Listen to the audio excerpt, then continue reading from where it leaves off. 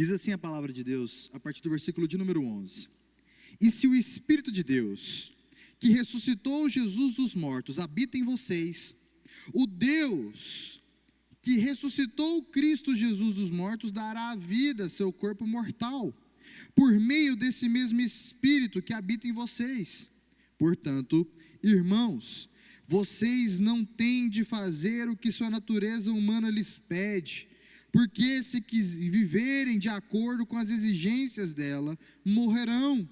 Se contudo pelo poder do Espírito fizerem morrer as obras do corpo, viverão. Porque todos os que são guiados pelo Espírito de Deus são filhos de Deus. Pois vocês não receberam um Espírito que os torne de novo escravos medrosos, mas sim o Espírito de Deus, que os adotou como seus próprios filhos. Agora, nós os chamamos Abba Pai, pois o seu Espírito confirma o nosso Espírito que somos filhos de Deus. Se somos seus filhos, então somos seus herdeiros e, portanto, co-herdeiros com Cristo.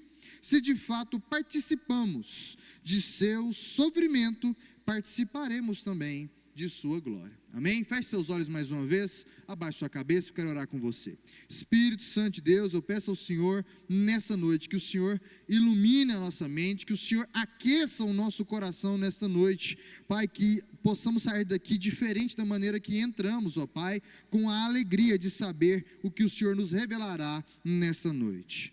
Amém? O meu semblante precisa mudar um pouco. Estava vendo o sermão de domingo, o semblante estava bem fechado, mas porque o tema era muito duro. Mas hoje, como eu disse anteriormente aos irmãos, se hoje tivesse um tema para este culto, poderia chamar o culto da vitória. Porque aqui é revelado para nós, depois de tanto falarmos sobre morte, escravidão, morte, peso da lei sobre nós, aqui tem um respiro. Faz assim comigo, ó. Um respiro. Porque aqui Paulo está mostrando para nós o resultado, é uma continuação direta. Lá no domingo nós lemos o capítulo 7 inteiro, e aqui a continuidade desse capítulo não permitiria uma pausa. Então, se antes nós falamos no domingo sobre a lei e o pecado, o peso dele, as consequências, nossa incapacidade de conseguir cumprir a vontade de Deus, agora nós temos uma resposta. Então perceba comigo no capítulo 7, versículo de número 25, perceba como não há pausa no discurso de Paulo. Vamos lá? 7:25, diz assim: graças a Deus por Jesus Cristo nosso Senhor, de maneira que eu, de mim mesmo, com a mente, sou escravo da lei de Deus, mas segundo a carne, sou escravo da lei do pecado. E ele continua: agora, pois, já não existe nenhuma condenação para os que estão em Cristo Jesus. Percebe? É a resposta do capítulo de número 7 para nós. Se antes eu tinha toda aquela lei, o peso, o sufoco, a angústia, agora tem um respiro dizendo: ei, Jesus Cristo pagou o preço que nós não podíamos pagar. O capítulo 7 traz para nós a intenção e a ilustração do que é que nós somos salvos. Nós sempre falamos: Jesus nos salvou, Jesus nos salvou.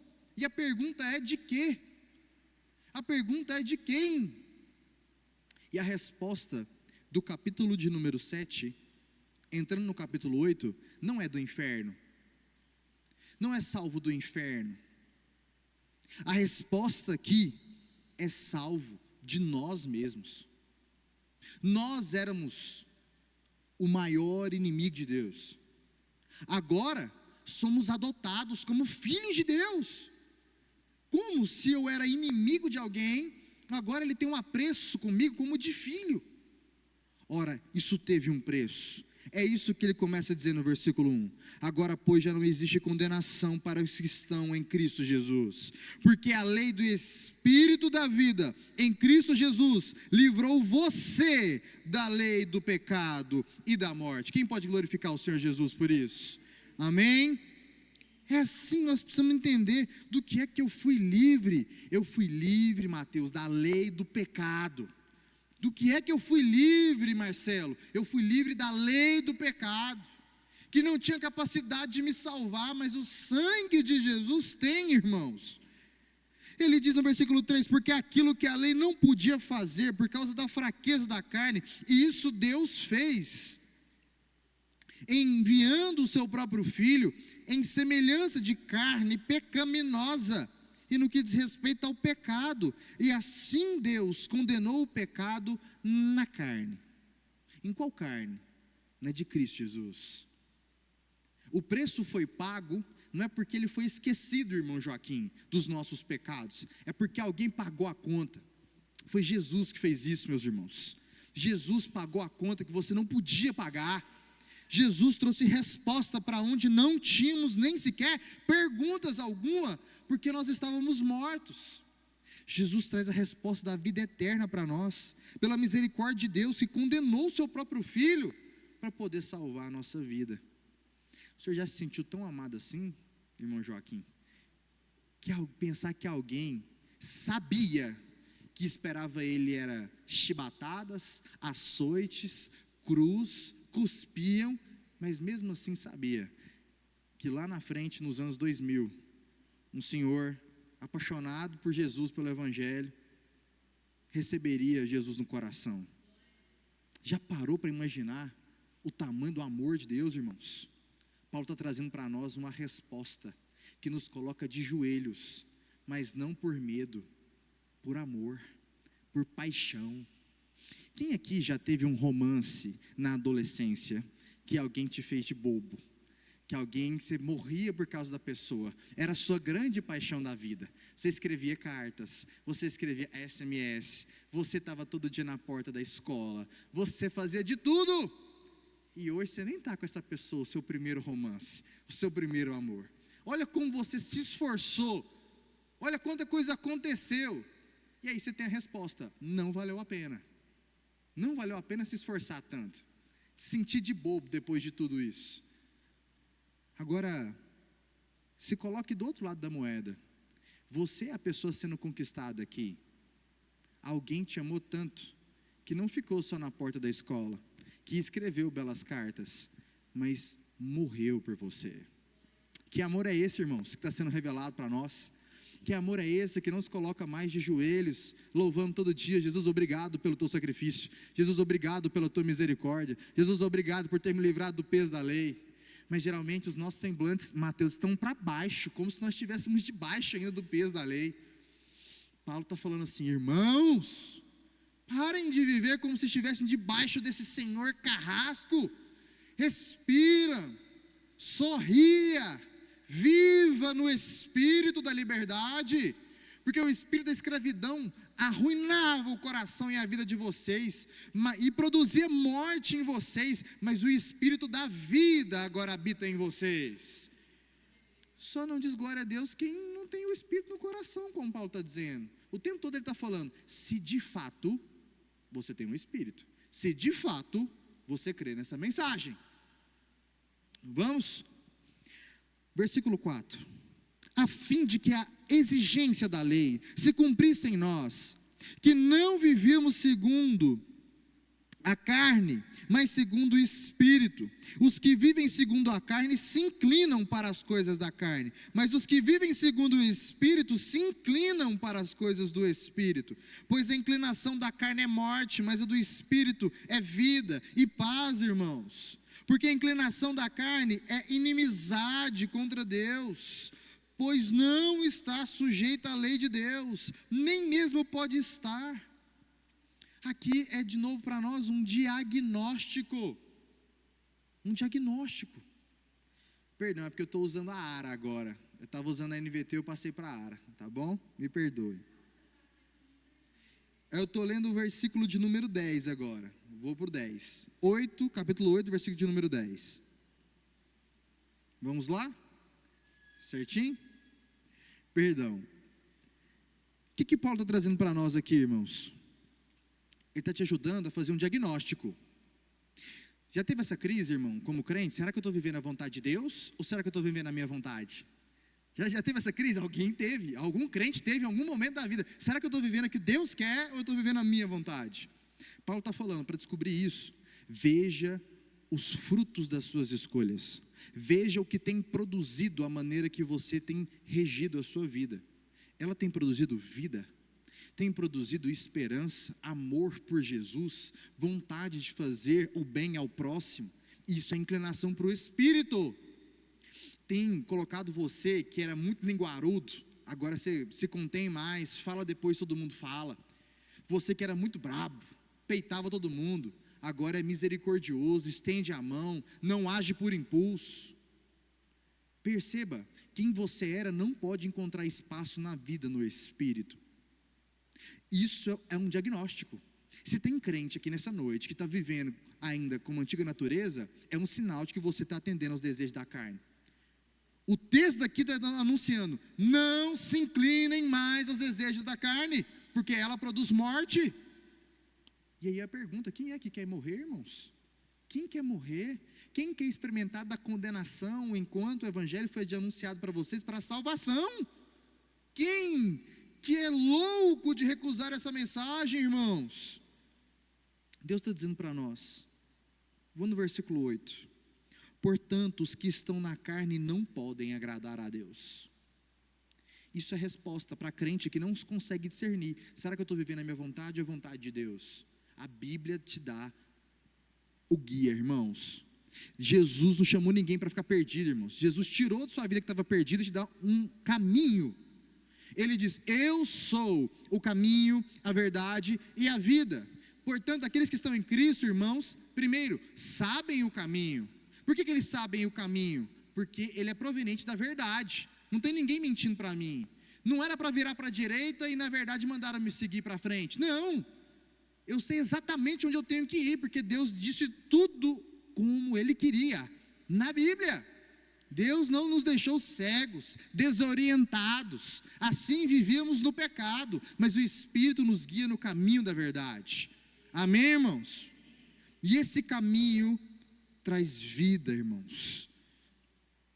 Versículo 9: vocês, porém, não estão na carne, irmãos, não podem estar na carne, irmãos, mas no Espírito, se de fato o Espírito de Deus habita em vocês. E aqui não é para deixar ninguém em crise: será que o Espírito está aqui? Será que o Espírito foi embora? Se você não ama o pecado, está lutando contra a sua própria natureza, esse diagnóstico é que você tem o Espírito Santo de Deus, porque isso não é natural. Paulo está falando, ninguém luta contra a sua própria natureza. Quem está lutando é porque o Espírito tem convencido seu coração. Então atenda ao Espírito. Agora, se o pecado não te incomoda, essa mensagem é para acordar o seu coração. Quer dizer que você está vivendo na carne, rejeitando a voz do Espírito. Olha a clareza que Jesus está dando para nós, irmãos. E se alguém não tem o Espírito de Cristo, esse tal não é de Deus. Não tem como falar que você serve ao Senhor Jesus Cristo e não tem o Espírito Santo, Marcelo. Pode ser que você ainda não compreende como a Escritura está revelando para você. Pode ser que ainda você não chegou no estágio de entender isso tudo, isso tem um tempo. Mas isso não quer dizer que o Espírito Santo não está aí, convencendo você todos os dias do que não fazer e principalmente do que fazer, como viver. O Espírito Santo tem ministrado no nosso coração, principalmente infectado pela nossa cultura consumista, por exemplo, a se contentar. Quantos aqui ficaram de olho na Black Friday? Chegou, viu as promoções, ficou doido para comprar e não conseguiu comprar nada. E aí depois aquele sentimento de insatisfação. E aí às vezes você fala assim: eu continuo sem um produto e assim a minha vida continua a mesma. Provavelmente foi projetado em mim o desejo de comprar porque eu precisava, uma coisa que eu não preciso, porque minha vida continua do mesmo jeito. Deixei de comprar, fiquei frustrado, e foi embora do meu coração o contentamento. E aí o Senhor está falando: ei, quem tem o Espírito Santo se contenta, não se inclina ao espírito do seu tempo. Se deu para comprar, bem, se não deu, amém. Percebe que são outras coisas, irmãos, que a gente fica olhando para pecado tão cabeludo, né? Que será que tem alguém mentindo? Será que tem alguém traindo? Enquanto a Bíblia está mostrando para nós, será que tem alguém que não está com o coração contentado, somente com a presença de Deus? Será que tem muitos que já não estão gratos suficientemente, porque Jesus morreu por ele na cruz? Mas se Jesus não continuar realizando um monte de desejo para ele não vale viver com Jesus? Não, essa não é uma vida no Espírito. Quem tem vida no Espírito está preocupado com quem está indo no inferno lá no serviço. Quem tem vida no Espírito está preocupado de como é que vai criar os seus filhos nessa geração corrupta. Quem tem vida inclinada no Espírito Santo de Deus, olha para a situação divergente na sua comunidade e pede a Deus, como que eu posso contribuir? Ao invés de se ausentar. Quem tem a visão, o coração inclinado para o Espírito, quando vê o seu irmão pecar, não sai e conta para os outros, chega no irmão que pecou e confronta ele. Mas quem tem inclinação para a carne faz tudo ao contrário do que eu acabei de dizer. São diagnósticos que a Bíblia está trazendo para nós.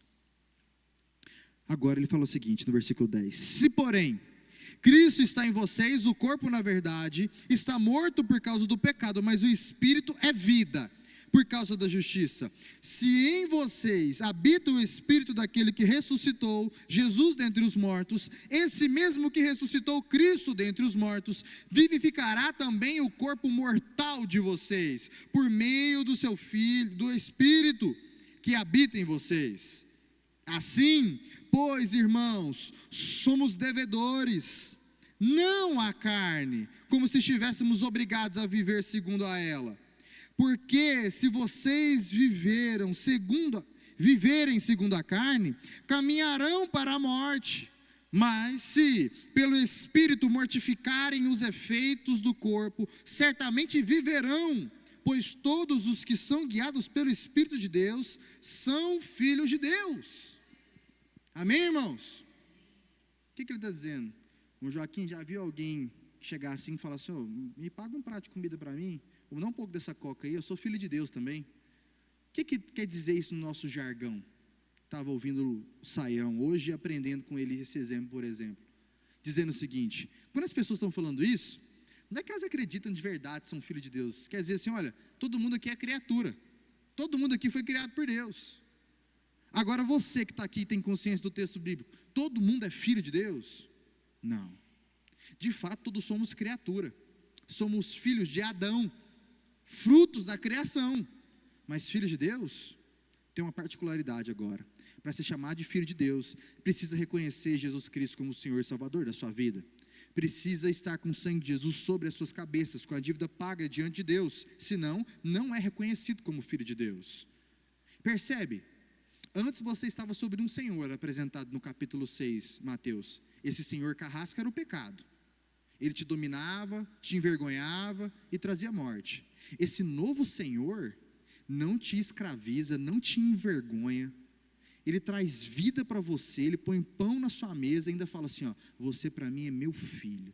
Você para mim é cordeiro, daquilo que Jesus vai participar, você vai participar também. Que é isso, gente? Que amor é esse? É a pergunta que a gente tem que fazer todos os dias para Deus. Como que eu saio de inimigo, pecador, trabalhando contra Deus, para filho que é convidado para sentar na mesma mesa que Jesus, participar da mesma honra que Jesus? Isso nos faz ajoelhar e falar: Deus, eu não sou digno, isso não é para mim. Senhor, me dá só um espacinho no céu, não precisa disso tudo. É nessa hora que o Senhor encontra graça no nosso coração. É quando a gente entende que nós não merecíamos, irmãos. Nós não merecíamos. Nós não merecíamos, irmão Joaquim, que Jesus tivesse morrido por nós. Não tem mérito nenhum em nossas ações. Quantas vezes, irmãos, ainda assim alcançados pela graça, a gente tem uns rebotes assim, parece que a carne do nada ela grita. E age. E se envergonha depois. E se envergonha de novo. E vai buscar aos pés do advogado fiel que Jesus perdoe seus pecados. E fala: Jesus, quando é que isso vai acabar? Quando é que isso vai acabar? A resposta está aqui, irmãos.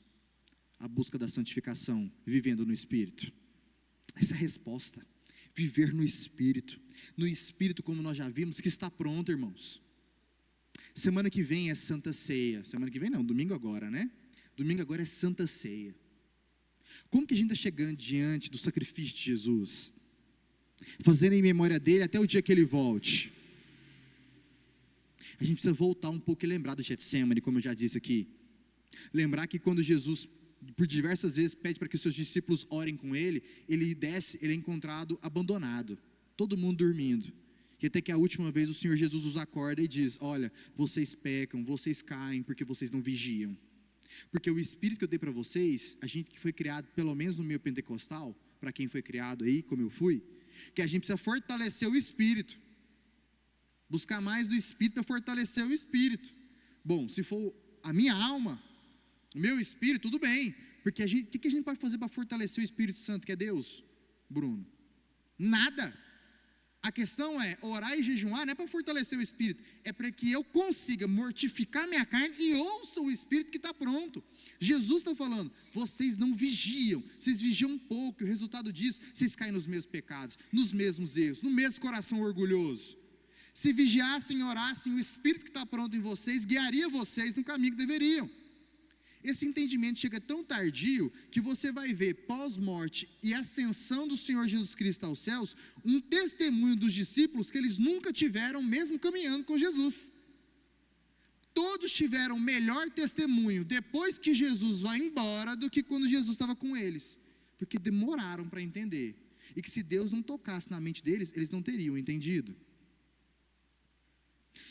Se você, meu irmão, está ouvindo essa série de sermões, a gente está no capítulo 8, a gente está quase 3 meses em Romanos, e você tem dificuldade de entender o que está sendo ministrado, eu te convido a colocar nas suas orações: Senhor, assim como o Senhor fez com os seus discípulos, abra o meu entendimento, porque muitas vezes, irmãos, trago ilustrações do dia a dia, ilustrações bíblicas, um contexto histórico, mas ainda assim eu percebo, nada disso é eficaz se o Espírito não agir.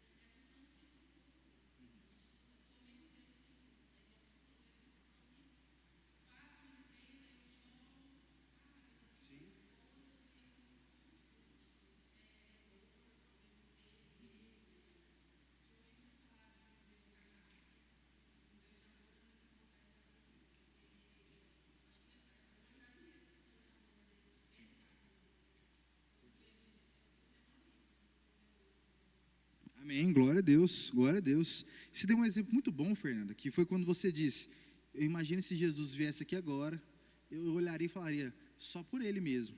Isso é perfeito. Tem uma aplicação de um livro que o pastor Eduardo escreveu há muito tempo atrás, não me recordo o nome do livro. Ele traz a seguinte ilustração. O pastor Natanael, inclusive, já pregou usando essa ilustração, que ele diz o seguinte: certo homem chega de frente do céu, e na hora de se apresentar diante de Deus, fala: Senhor, eu queria entrar.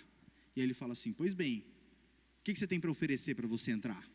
E aí ele fala: olha, Senhor, eu aceitei Jesus muito novo, eu ali congreguei, trabalhei muito, e aqui eu liderei ministério na igreja, doei meu dinheiro para órfão e viúva, o resto da minha vida. E aí, na porta do céu, o Senhor fala para ele: ótimo, você acaba de completar 1% dos 100% da meta para poder entrar no céu. O que mais tem para oferecer? O rapaz se desespera. Mas eu vivi a vida toda, eu dediquei à igreja, eu fiz tudo que tinha que fazer. E ele tenta lembrar de alguma coisa, ele fala assim: não, eu fiz mais, eu passei 1 ano como missionário antes de ir para a faculdade. Na faculdade eu tinha um pequeno grupo também, e eu nunca traí a minha esposa, eu nunca traí os meus filhos, eu fiz tudo que tinha para fazer. E aí o Senhor fala: ótimo, agora deu 2%, falta 98%. E aí ele desespera, ele fala: misericórdia, mas aí é só Jesus para me salvar. Ele fala: 100%, agora você pode entrar. Porque a resposta é essa que Romanos está apontando o tempo todo. A religião vai trazer sobre nós peso, irmãos, uma tabela gigantesca de regras, que se você não cumprir do jeitinho que nós esperamos de você, você não entra no céu. Você pode tentar o resto da sua vida, Jesus pode te acrescentar 1000 anos, que você não paga o preço necessário para poder entrar. O único sacrifício que agradou o coração de Deus, para que fôssemos justificados, foi o sangue de Jesus. Sem ele, ninguém entra, irmão.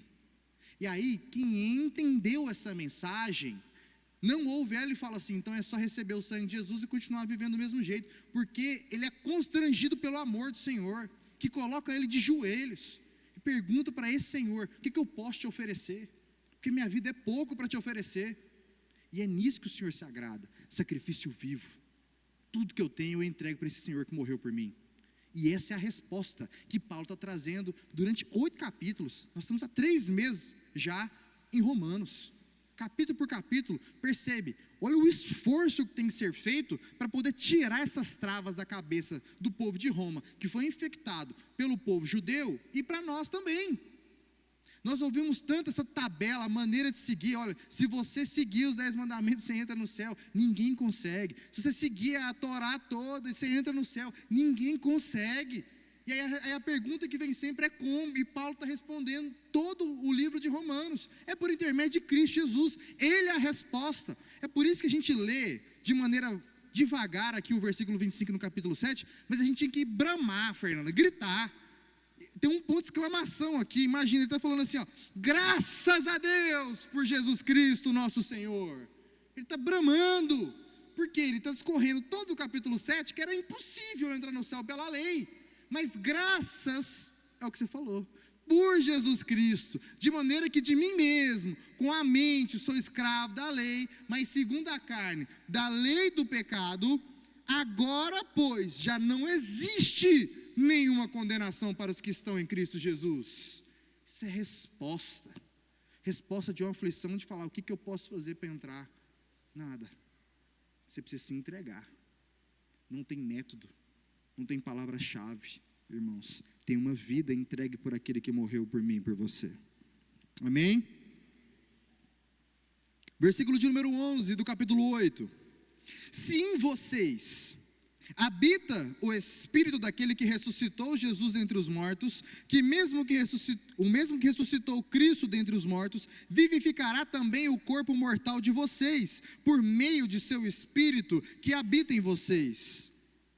Perdão, eu li novamente, né? Nós vamos lá para o versículo de número 16. O próprio Espírito confirma ao nosso espírito que somos filhos de Deus.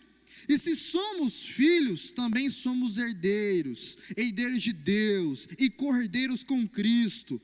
E se com Ele sofremos, para que também com Ele sejamos glorificados. Irmãos, isso é motivo suficiente todos os dias a gente se levantar para cima e glorificar. Antes de comer, falar, Jesus, obrigado, o Senhor ainda trouxe recursos para ter o meu almoço, não precisava, que o Senhor já morreu por mim. Chegar em casa são e salvo, falar, Jesus, eu cheguei inteiro em casa de um trânsito desse, Jesus, muito obrigado, que nem precisava disso, porque o Senhor já morreu por mim. É chegar e deitar e falar, Jesus, eu tenho uma cama, um travesseiro, obrigado, eu não merecia, isso aqui já é demais, porque o Senhor já morreu por mim. É uma vida de gratidão para quem vive no Espírito, mas quem ainda continua inclinando para a carne, como Paulo está falando, encontra meio de murmurar por tudo.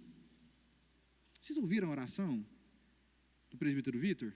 Deus, obrigado também pelas aflições, pelas perdas. E ele tem propriedade para falar sobre perda esse ano. Deus, obrigado também pelos desafios. Isso é oração, gente, que poucos fazem. A verdade é, Senhor Jesus, que 2026 não tenha tantas aflições como esse ano. A gente quer orar sim. Mas a oração de quem entendeu uma vida no Espírito é que todas as coisas cooperam para o bem daqueles que amam a Deus. Todas elas, não só as boas. Todas elas nos tornam, quando a gente se submete a elas, um discípulo melhor de Jesus. E é isso que a gente deveria ansiar, ser um discípulo melhor de Jesus.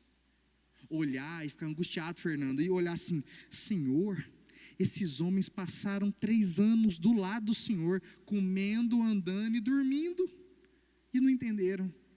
Se o Senhor não tivesse tocado na cabeça deles, e falasse, ó, eu vou abrir o entendimento de vocês, antes de ir embora, ninguém tinha entendido. O que sobra para nós, irmãos?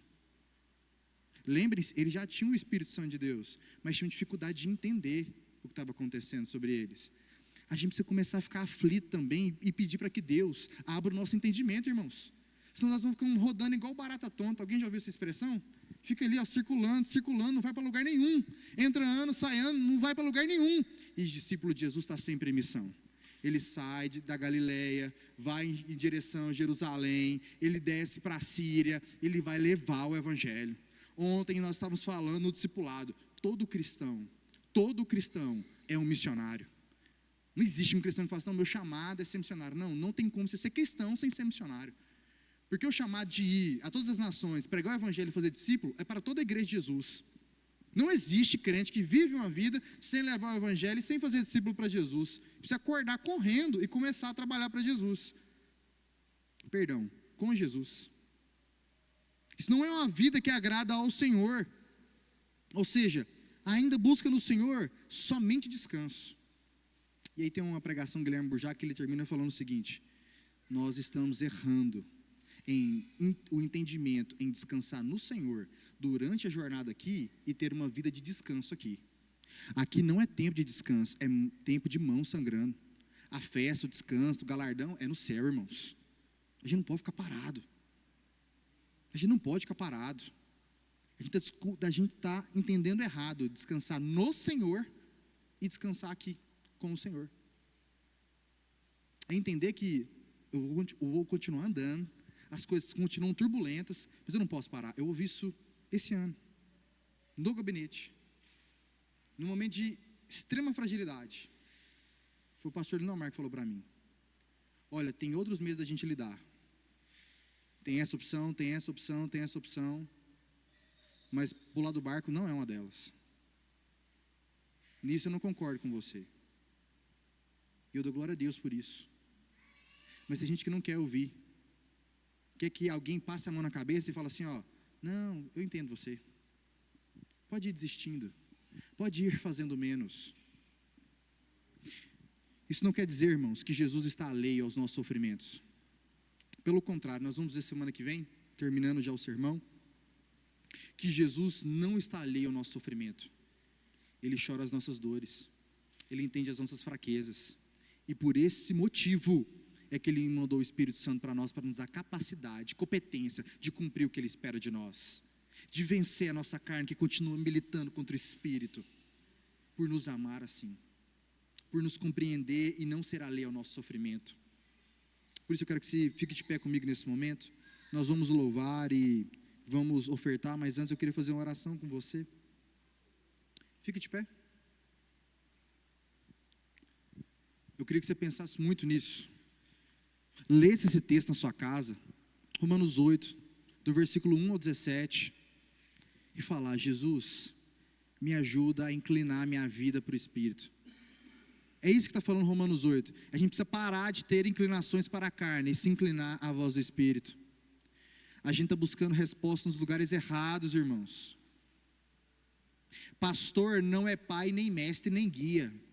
Jesus fala: a ninguém chamais na terra pai, mestres ou guias, porque o Pai de vocês está no céu. Nós estamos aqui para inclinar os olhos de vocês e guiar vocês para a verdade. Mas é uma responsabilidade de vocês de abraçarem essa verdade e viverem essa verdade. Se vocês forem alheios a essa verdade, vocês vão inclinar para a carne. E a carne vai matar vocês. Os desejos de vocês vão matar vocês. Mas se entenderem, abraçar essa verdade, vocês viverão no Espírito. Encontrarão paz que excede todo entendimento, mesmo ao meio das aflições. Entenderão sua vocação em Cristo Jesus para poder cooperar com a expansão do seu reino, até o dia que Ele volte. E esse deve ser o nosso anseio, nosso desejo de vida. Porque tudo que a gente está lutando aqui, irmãos, é poeira, vai passar. Do pó nós vimos, do pó nós vamos voltar, irmãos. Tudo que você está lutando para conquistar, patrimônio também, trabalhe, construa. Mas se isso você não conseguir administrar entre trabalhar, construir e servir na onde Jesus te chamou, você precisa repensar a sua caminhada. Mas se você tem se tornado sábio, como Salomão diz, e consegue construir seu patrimônio, trabalhar, mas não fica alheio ao trabalho da obra do Senhor, continue a prosperar, porque Deus vai usar os seus recursos para abençoar quem precisa. Mas a gente não pode negociar ficar em missão. A gente não pode esquecer, irmãos, o descanso prometido é com o Senhor. Quem quiser descansar antes da hora, precisa morrer e estar com Jesus. Até lá, a gente precisa continuar fazendo o que Jesus mandou fazer. Guardem a fé de vocês. Guardem o coração de vocês. Preguem o Evangelho de Jesus. Façam discípulos. Ontem eu falei no discipulado, pastor. Só falta 90 dias para o retiro espiritual, só falta. Quem é evangelizador, quem ama almas, quem ama pessoas, começa agora a conquistar uma nova amizade, a colocar ele no seu ciclo. Ninguém chega e fala, vamos um convite do evento da minha igreja, ninguém vai desse jeito. Vai é você tomando espaço, ganhando a confiança das pessoas hoje em dia. Paga um lanche para ela, mesmo ela conversando as bobeiras dela, você não participa, mas ela vai falando, ela vai gostando da sua companhia. E aí você vai apresentando o evangelho, e de repente você joga na sua mente assim, ó, nossa, teve um evento que eu fui na minha igreja, bom demais, queria tanto que você fosse. E aí deixa, depois comenta de novo, e um dia ele te pergunta, e aí? Ou um dia você fala, olha, está chegando, se eu pagar, você vai? Eu quero muito que você vá, faz muita diferença para mim. Ora, isso constrange o coração de alguém, porque afinal de contas, os últimos 3 meses, você se dedicou com aquilo que é mais precioso do nosso tempo. Sabe o que é? Não é dinheiro, é tempo. Porque ninguém tem tempo para mais ninguém hoje em dia. Quem tem tempo para ouvir a dor de alguém, o choro de alguém, ganha essa pessoa para Jesus. Essa é a maior oferta que a gente pode dar para alguém hoje em dia. Vamos orar? Senhor Jesus, tenha misericórdia de nós, Jesus. Sonda o nosso coração e traz à nossa mente a realidade daquilo que o Senhor espera de nós, tendo uma vida no Espírito. Espírito Santo de Deus, convença o nosso coração a corrigir a rota, a fazer aquilo que é da vontade do Senhor. Nos dê, ó Pai, encorajamento, pois o Espírito da verdade habita em nós, não mais o espírito da covardia, que temia o pecado, mas um espírito que venceu o pecado dentro de nós, para que possamos, ó Pai, olhar para Ti, e sermos ousados, trabalharmos, ó Pai, crendo que o Senhor fará, assim como estou aqui agora, trabalhando para o Senhor, crendo que é o Espírito que vai confirmar essa palavra no coração do seu povo, não eu. Por isso, ó Pai, eu peço que o Senhor abra os olhos dos meus irmãos, e entendam que eles só precisam estar em missão, que é o Senhor quem cuida da sua obra, não depende deles, mas eles precisam estar trabalhando para que o Senhor haja. E eu peço ao Senhor, ó Pai, que o nosso coração fique incomodado, se estivermos parados, quanto à nossa missão aqui, até o dia que o Senhor venha nos buscar. Amém? Deus abençoe vocês. Agradeço a oportunidade, pastor.